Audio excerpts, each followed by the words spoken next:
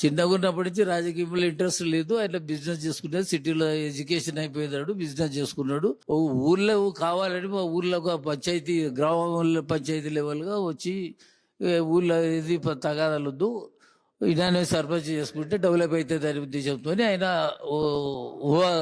అయితే లోకల్గా వచ్చి ఏమంటే ఇన్నాను చేసుకోండి డెవలప్ అవుతుంది, మనం కూడా అందరం కలిసి డెవలప్ చేయొచ్చు అని అంటే మా మంచి మంచిది అన్నారు. వాళ్ళు వేరే వాళ్ళు నామినేషన్ వేస్తే మేము కూడా నామినేషన్ వేయించి తంబికి మెజారిటీతో సర్పంచ్ గెలిచాడు.